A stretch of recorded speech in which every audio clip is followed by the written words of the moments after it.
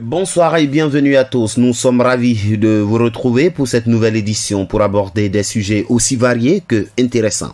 Voici les principaux titres de la récap du mercredi 29 janvier 2025. Éditorial, Tamsi donne un coup de marteau à la Timpeya. Diplomatie, l'Union africaine exhorte le M23 à déposer les armes. Diplomatie, Israël exige de l'UMRA de quitter Jérusalem-Est d'ici fin janvier. Actualité africaine, l'AES célèbre sa souveraineté et son unité. Actualité africaine, les Congolais meurent sous le regard complice de l'ONU et de l'UA. Éducation, la robe à l'école, une immersion dans l'univers du droit. Alors installez-vous confortablement et découvrons ensemble les derniers événements marquants du monde. Tamsi donne un coup de marteau à la Timpeya. Tamsi, le pourvoyeur d'idées de la Timpeya pour la chanson Coup de marteau, ce morceau de la CAN 2023 devenu viral au point d'embraser le monde. Dans ce tube, Tamsi dit « Il n'y a pas conseil, allons-y seulement ». Et les autres membres y sont allés vraiment sans signer de contrat ni demander le part en cas de succès. À l'heure du partage des droits d'auteur, Zagba le requin, Samo Samo, Loba, Doupi Papillon et Toumalewe se rendent compte qu'ils n'ont été que de piètres figurants dans le deal du tube à succès coup de marteau. Tamsi leur a donné un coup de marteau sur la tête duquel ils s'en remettent pas depuis. Comme quoi, quand il s'agit d'affaires, il faut rassurer ses arrières avec un contrat en bonne et due forme, même si c'est avec votre parent de sang. Tamsi s'arroge 87% des droits et le reste du groupe se débrouille avec 13%. Un autre sujet où des décisions cruciales concernant les droits et des légitimités sont au centre des préoccupations internationales actuellement en Afrique. L'Union africaine exhorte le M23 à déposer les armes. Le Conseil de paix et de sécurité de l'Union africaine réuni d'urgence le mardi 28 janvier 2025 après l'intensification des combats à Goma, dans l'est de la République démocratique du Congo RDC, a condamné les violences et exhorté le M23 à déposer les armes. La cité de Goma, une zone qualifiée de cœur économique du pays et occupée par plus d'1 million d'habitants, a été prise d'assaut dimanche par le M23 et les soldats rwandais. Lui a par ailleurs appelé au strict respect de la souveraineté de l'unité ainsi que de l'intégrité de la RDC.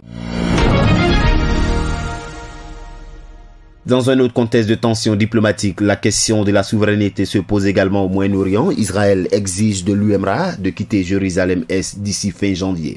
Le gouvernement israélien a sommé par courrier l'Agence des Nations Unies pour les réfugiés palestiniens UMRA de mettre fin à ses opérations et libérer les locaux à Jérusalem-Est d'ici le 30 janvier 2025. Dans la lettre envoyée par l'ambassadeur israélien auprès des Nations Unies, Dani Danon, au secrétaire général de l'UMRA, Philippe Lazzarini, le diplomate israélien, fait référence à une loi du Parlement israélien interdisant les activités de l'agence onusienne après 3 mois de service. Cette injonction a été rejetée par l'UMRA, estimant qu'elle mettrait en mal le processus de cessez-le-feu à Gaza, anéantissant tous les efforts. L'UMRA a par ailleurs appelé Israël à prendre toutes les mesures nécessaires pour garantir le respect et la protection des biens et installations de l'agence onusienne. À un tout autre niveau, un autre événement marquant l'histoire africaine avec la célébration de l'unité de l'AES après son départ de la CEDEAO. L'Alliance des États du Sahel AES constituée par le Burkina Faso, le Mali et le Niger après leur retrait de la CEDEAO en janvier 2024 a célébré son premier anniversaire le 28 janvier 2025. Des manifestations de soutien ont eu lieu dans les 3 pays, exprimant leur fierté nationale et leur volonté de renforcer la coopération au sein de l'AES. Le Burkina Faso et le Niger ont réaffirmé leur engagement pour une souveraineté renforcée, tandis que le Mali a lancé un projet de passeport commun. Cette initiative vise à promouvoir l'indépendance politique et économique des 3 nations face aux pressions extérieures. Cependant, alors que certains cherchent à affirmer leur autonomie, d'autres souffrent d'une absence de soutien, comme c'est le cas des Congolais qui meurent sous le regard complice de l'ONU et de l'UA. Depuis des décennies, les Congolais souffrent et meurent à Goma, une ville de l'Est contrôlée par le M23, sans que l'Organisation des Nations Unies ou l'Union africaine n'interviennent efficacement.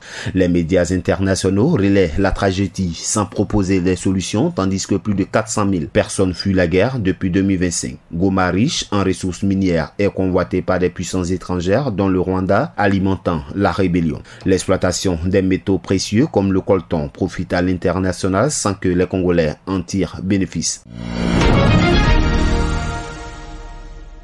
Dans une autre dimension, un effort de sensibilisation auprès des plus jeunes vient d'être lancé par le barreau de Côte d'Ivoire sur les enjeux du droit et de la justice à travers le concept La robe à l'école. Le 28 janvier 2025, la première édition de l'initiative La robe à l'école a été lancée à Treichville à l'école primaire Les Petits de Treichville, visant à sensibiliser les élèves au droit et à la justice. Maître Momboy, habillé en robe d'avocat, a captivé l'auditoire avec une plaidoirie passionnée expliquant les principes juridiques fondamentaux.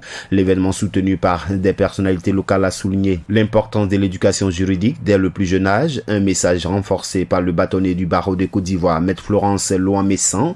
Cette initiative a permis aux élèves de mieux comprendre les enjeux de la justice et de la société ivoirienne. À présent, le rappel des principaux titres.